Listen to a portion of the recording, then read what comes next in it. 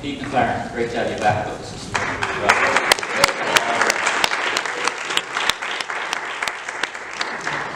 Others of you too. So, last week we talked about being His, about His hold that is perhaps like an infant being cradled as we dedicated little Josie, or about His hold that is like a grip that grabs hold of us through the storm or high winds of adversity. But that it doesn't depend upon what we're doing, it depends upon the fact that His grip is upon us. This morning I want to continue this thought that we are His. And that the reason that we're His, that He holds us in that way, is because of His heart. His heart that is for you. His heart is for you. Now, let's start with a riddle, okay? What has a head, a heart, no hands, and no blood? It has a head, it has a heart, but it has no hands and no blood. Starfish. So how are your minds going? Like, it's the body of Christ. I mean, or you're just like, I'll show you. Here we go.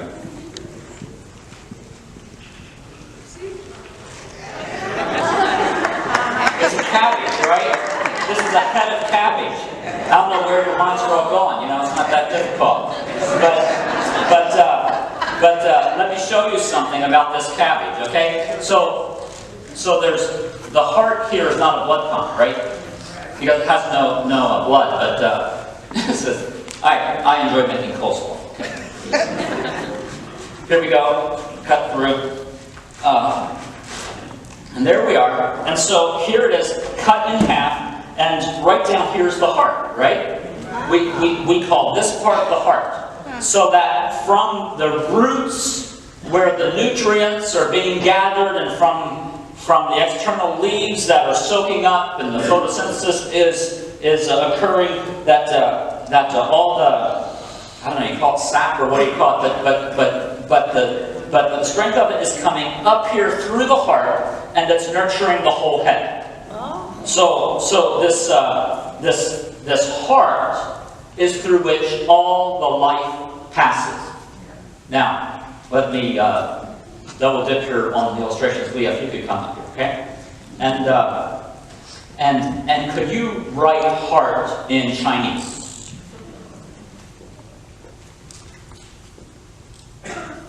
So it looks a little bit like a heart, right? There's these ventricles and things like that, and this basic pump, and so the basic picture is there. Now they use heart in a very interesting way, where it's not just this heart that pumps the blood, but when there's like a center, like a transportation center or something like that, it's called what? A zhongsan. So what does zhong mean? Middle. It means middle. So put that up there too, and we'll just sort of complete the Chinese lesson for the day. So there it is, this line coming down through the middle of this box. And so just in case you don't get this heart as being at the center, this is the middle heart, okay? So this center, this middle heart through which all the life and activity passes and the connections occur, and through which just this, that's how the connections occur. So God's heart is for you. This life of all that God is, all that He wills, all that He purposes, all that He holds, all of His nature, all of His being, all of that is for you.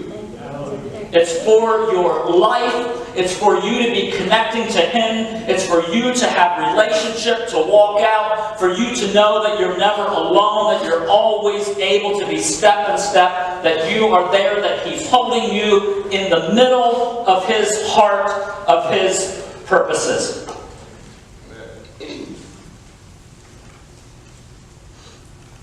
So this Father, God, has a Son. And so there's a Father and there's a Son, right? And it says that the Father gives all things to His Son. Now, parents, is that a good idea? Do you give your kids all things? Whenever they want, whenever they're asking, so you're like, you know, so it's like, well, I want them to like me, so I'm going to just give them lots of stuff. I'm going to buy their affection. Short-term gain, long-term loss, right? I noticed those of you who didn't have kids being a lot more enthusiastic, whose kids are not with you, you're a lot more enthusiastic about that answer than those of you who have your kids sitting with you right now. No. Okay, it's not that He's giving everything, because Jesus really doesn't turn out like a spoiled brat, right? Amen. Because His heart is not just the heart of the Father, because Jesus is also who God is, right? The Son is also the fullness of who God is. So, imagine it just with me a little bit. This is an imaginary conversation. It's not the way it went, okay? We're talking about it's not this, to get this out of our minds. So, the Father and Son are looking on big screen TV someday, you know, and they're looking down and they're seeing the earth. And they're saying, man, they're in deep trouble. They're not going to make it all by themselves. Someone's got to go down there to save them. And so the Son says, well, how about Gabriel? He's the chief communicator, you know, so if we can just go down and tell him. And the Father says, I think we need somebody a bit higher level than even Gabriel. Oh, you're talking about Michael. You know, the archangel, the warrior, the one that does battle for you. You know, we'll send our best general we got. And the Father's like, no, it's got to be really top level. The Son says, oh, so you and I are going to go? The Father says, no, I'm more thinking that you're going, son. Who, me? You're sending me out there? But that's the imaginary conversation, right? That never happened because this is one God. This heart of the Father and the heart of the Son is one heart. And so the Son is already part of all the strategies of heaven to be redeeming this earth. The Father and Son are together, and their hearts are broken and grieving that this world is going astray. Here it is, that we have this opportunity, as was expressed in the Garden of Eden, to be connecting with God, to be walking in fellowship with Him. And we each said, we're going to try to put ourselves at the center instead. We'd like to make it that we're the God, instead of that He is God, and that we're responding. We want to be the one that has the heart that gets expressed, rather than fitting into the middle of His heart and be about the Father's heart. So the Father's saying, we need to bring them back without violating this nature that we build into them that they get to choose. We need to woo them. We need to win them. We need to give them opportunity to see that they are made to have relationship with us. And the Son says, yeah, that's just what I was going to say. I'll go. I'll do it. Because my heart is for them just as much as your heart is, because it's the same heart. Now, some people get tripped up on this and they play this intellectual game like, oh, so the Father was involved in child abuse. You know, like He sent His Son to die. It's like, no, this is the Son eternally exists with the Father. Jesus becomes a baby. But the Son is the full expression of the nature of God, and this is one heart, and joined together, they're saying this is how we're going to redeem humanity. Yeah. One God, one intent, one purpose. When Jesus wanted to talk about this, he did it in many ways. But one of the easiest to grab hold of ways is in the familiar story that we know as the prodigal son in Luke 15. So let's look at this incredible father's heart from Luke 15. Verse 11. To illustrate the point further, Jesus told them this story. A man had 2 sons. The younger son told his father, I want my share of your estate now before you die. So his father agreed to divide his wealth between his sons. A few days later, this younger son packed all his belongings and moved to a distant land, and there he wasted all his money in wild living. About the time his money ran out, a great famine swept over the land and he began to starve. He persuaded a local farmer to hire him, and the man sent him into his fields to feed the pigs. The young man became so hungry that even the pods he was feeding the pigs looked good to him, but no one gave him anything. When he finally came to his senses, he said to himself, at home, even the hired servants have food enough to spare, and here I am dying of hunger. I will go home to my father and say, Father, I've sinned against both heaven and you, and I am no longer worthy of being called your son. Please take me on as a hired servant. So he returned home to his father, and while he was still a long way off, his father saw him coming. Filled with love and compassion, he ran to his son, embraced him, and kissed him. His son said to him, Father, I've sinned against both heaven and you, and I'm no longer worthy of being called your son. But his father said to his servants, Quick, bring the finest robe in the house and put it on him. Get a ring for his finger and sandals for his feet. And kill the calf we've been fattening. We must celebrate with a feast, for this son of mine was dead and has now returned to life. He was lost, but now is found. And so the party began. Meanwhile, the older son was in the fields working. When he returned home, he heard music and dancing in the house. And he asked one of the servants what was going on. Your brother is back, he was told, and your father has killed the fattened calf. We are celebrating because of his safe return. The older brother was angry and would not go in. His father came out and begged him. But he replied, All these years I've slaved for you and never once refused to do a single thing you told me to. And in all that time, you never gave me even one young goat for a feast with my friends. Yet when this son of yours comes back after squandering all your money on prostitutes, you celebrate by killing the fatted calf. His father said to him, Look, dear son, you have always stayed by me. Everything I have is yours. We had to celebrate this happy day, for your brother was dead and has come back to life. He was lost, but now he's found. Amen. So when the son was still a long way off, as he was coming back, as the son was still a long way off, the father saw him. The father didn't just sort of wake up one morning to the sound of the knock on the door. He was expecting. He was saying, even though I gave him this, see, the father, according to Jewish law, would have had rights to stone his son over this. Because the son was in rebellion against the father. This was the ultimate disrespect. I mean, imagine, he's saying to his parents, I want my inheritance now. Well, when do you get your inheritance? When your parents die, right? And so he's saying, I'd rather have the stuff that you have than have you.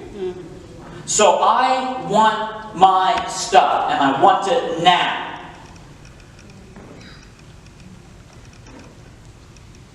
And the father says, okay. Was that the will of the father? No, it wasn't the will of the father. It was the choice of the Son. And the Father says, I'm going to allow you to move out and to reap the consequences of your choices. Yeah.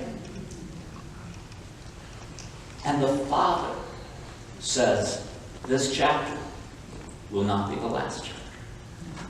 He will return, and I will be ready.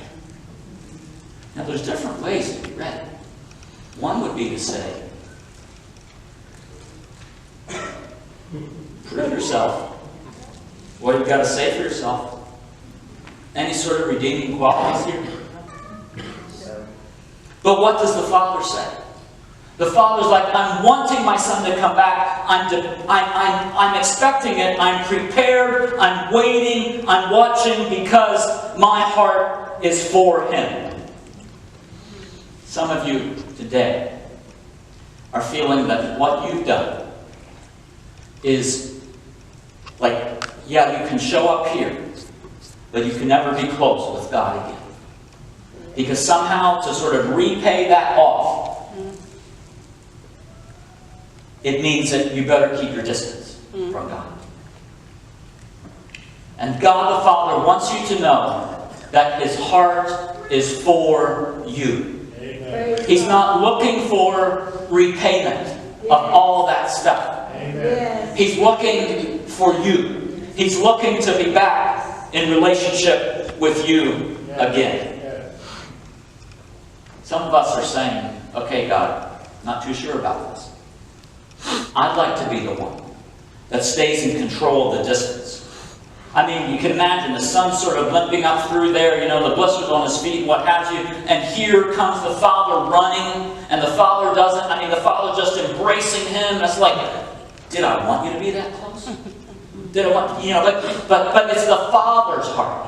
The Father's heart is for you, His children. And the Father's heart is saying that this is an intimate relationship and one that I'm wanting to come in and share the very person of who I am with you. Because ultimately it is my heart is to be your heart. Is that you're to be carrying that heart and to be living by the strength and vitality of that heart, to be letting it shape you and your personality, and to mold and influence your desires, and to be and for you to be taking on those values so that you are extending it out to the people beyond you as well. And so the Son comes, and the best that He can dream of is that maybe He's hiring. Maybe I can catch on as a servant there. Now at least it's something to eat. I know how to do the work. And before He gets the words out of His mouth, He again is reminded that He's the Son. He's the Son not because of what He did, but because the Father gave Him life, and the Father sustains that life and that relationship. So let's look at the heart of the Son. At first, the heart is arrogant and entitled, this younger son. It's like, what I want is what I want, and I want it now. And so he's saying, life should revolve around me. I know what is right. I'm the one that carries the Holy Grail. And the template is my emotions. That's how life should be lived out, all of you. I'm just announcing that that's how it's going to be. Do you know anybody like that? We probably all have our moments like that, right? Yes. Those times where we're saying, I really wish it could work out in the way that I just want it to. And we place ourselves at the center. So he goes out, spends the money, and finds himself in the deepest part of fear and depression, saying, I don't know what I'm going to do. His heart is different at this point. It's a different kind of a heart. And so he's trying to strike a bargain. He wants to say, I'm going to bargain with you, God. But the Father isn't in the mood to negotiate. The Father's not listening to the terms. The Father is setting the terms of what this relationship is going to be. And And so finally, in the end, the Son collapses in the embrace of the Father. And his heart is surrendered. And the party begins. The Son back in relationship again with the Father. Oh yeah, there's an older son. This older son, he's the good son. He's faithful. He always shows up. He takes his turn in the rotation, serving in the church needs and the ones that are less glamorous, and he even is allowed to be on the volunteer list, to fill in extra when those that aren't quite as responsible as what he is don't show up and take their turn, There are people, he'll even come to this planning for National Sunday that we're doing after church this morning, and because it's what you do. But inside there's this resentment that's growing. They don't appreciate it. They don't notice it. It's like I don't exist. Nothing I do matters around here. Because in his heart, these external actions is his heart of self-righteousness.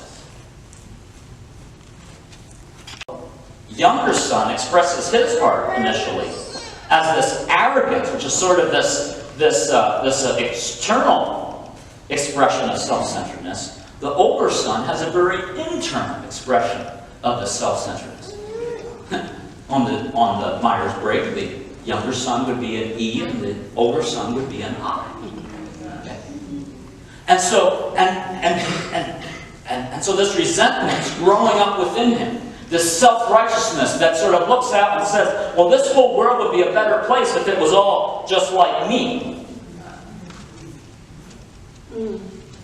He thinks that the key to entering into the riches of the Father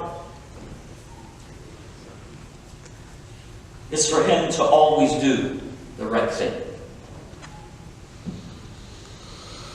And the truth is that the key to entering into the riches of the Father is that he has to accept the fact that he's a son. That he's a son. The self-righteousness, it makes it all about ourselves. And then God comes and invites us to make it about him instead.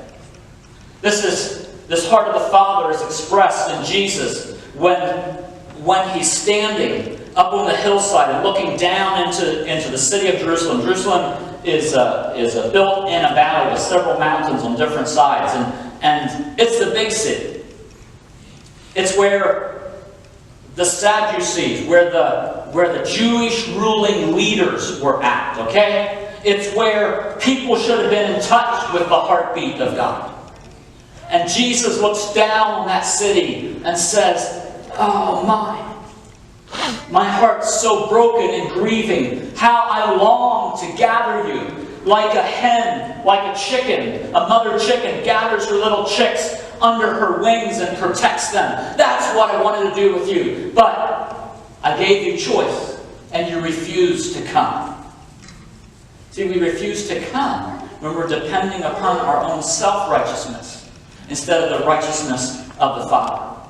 We're saying, I'm good. I'm going to do it my own way. I'm going to put this together by my constructs. Do you ever talk to anybody like that? Do you ever find yourself talking to yourself like that? Well, yes, the Word of God says this, but that's hard. So I'm going to negotiate with it in this way. And I might do extra in this area. Or I'm going to take this instead. And I don't think it really means that, does it? Rather than saying, God, this is my life, and it belongs placed upon you because I know that your heart is for me. See, a lot of times I think no matter what we're told, we know in our minds, but in our actions and our emotions, we still think that God's out there to trip us up. That God is there to try where He's just looking for you to mess up and make a mistake. And then He's going to say, I got you.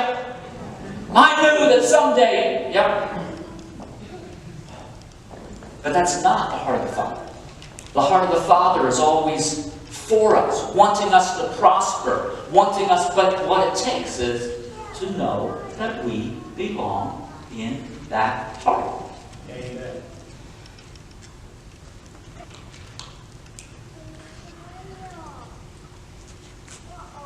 I think the older son's heart is also bitter. I never got to see the world. You never even gave me a young goat. The father's saying, son, all I have is yours. Ask. Ask for the goat. I see the older son's heart as religious, but not in relationship, either with the father or with the other son. And so the older son isn't ready to interact with the joy that the younger son and the father is experiencing. He stays outside and he pouts. Next Sunday, we're going to look at Jonah, who had some of the same weaknesses in his nature. When he kind of pouts and says, this is just supposed to be about me and my people. What's this God doing? Extending His grace and His love to the undesirables, the deplorables, or whatever else it might be. They all deserve the grace of God. And we all need it. So here it is.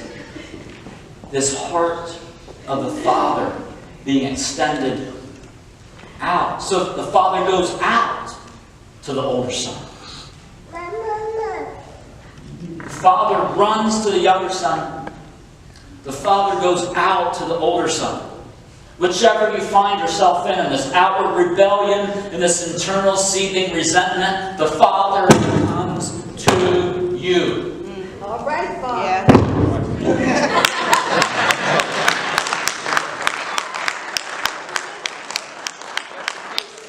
Just in case you weren't believing me, huh? So the Father comes to you, and He says, "This is, please come in. Yeah. Please enter into this relationship. Please." And what does the older son do? What did it say in the story? It doesn't answer it. It doesn't answer it because at that point it flips from the older son and it's back to you. What are you going to do? Are you going to respond to the terms of the Father? Are you going to criticize His show? Are you going to respond to the way He set it up? Or are you going to say, well, if I was God, I wouldn't have done it that way? Newsflash. Spoiler alert. We are not God. Yeah. Amen. He is God, and He's not in the mood to negotiate. All right. So the question becomes, where do you fit in? How will you respond to this heart of the Father? You can say, I want the goodies, and go run away. Or you can sort of stay here, but you can keep this sort of self-righteous internal resentment going on, or we can just come and surrender our hearts. Yeah. And say, build your heart into our heart. That's why, as we go into worship now, we say, please, as we open ourselves up to God, we're saying, come forward. Come to this altar. And come. Because what happens at altars? Sacrifice. The sacrifice happens.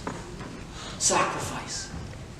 And so here you come, you say, I am ready to be this sacrifice, to place myself before you. And as you come here, you meet Jesus, the perfect sacrifice. Amen. And He says, I beat you to it. I am the sacrifice I am the one that's covering over all those things. That self-righteousness, that arrogance, that self-centeredness, whatever it is. And so we come and we say, here, Jesus, you are the one that's carrying the Father's heart. You place yourself upon me. Your Spirit come and breathe in me again.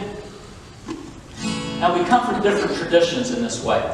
One tradition is that, well, we don't go to the altar unless we thought we were going to hell until we came. So it's sort of like, it's like, wow, I didn't know they were that bad, you know? It's like, no, we're talking about meeting with Jesus. We're talking about us opening up our lives, and the value of what happens if you step out of your seat and you come is that it's putting physical obedience into what's happening to your heart. It keeps the devil from saying, that was just a bunch of emotion. And your emotions need to meet Jesus too. There's no one greater. On the other extreme, we come up to the altar and it's sort of like, well, I got my prayer. It means I just told God what my list is, because we're coming expecting that God's going to supply what I want and what I see. Sometimes we ask you what's on your heart, and sometimes we don't. Sometimes we just pray and impart into that, because this is really you coming and you saying, I'm sacrificing myself into the heart of the Father, because I know it is, what's the song we sang? Good. It's a good heart. It's a good Father. That heart is for you, and He invites you to come and to receive it. He's not going to negotiate with you. He's just going to impart it into you. He's going to say, here's my heart. Take it. It is what is good for you. Imagine it this way. There's a man driving his Model T Ford, and it breaks down. And this other man comes along in his Model T Ford, and he stops, and he says, hello, my name is Henry Ford. Henry Ford has no problem fixing the car. Why? Because he's the inventor of the car. Now imagine how ridiculous it is if I'm peering over Henry Ford's shoulder trying to give him suggestions about what he should do to fix his car. So we come, and you can let your suggestions at the seat. And you can come and say, God, here I am. Because whatever you have for me, whatever's in your heart for me, is more than what I could have come up with by myself. Because He's a good Father, and His heart is for me.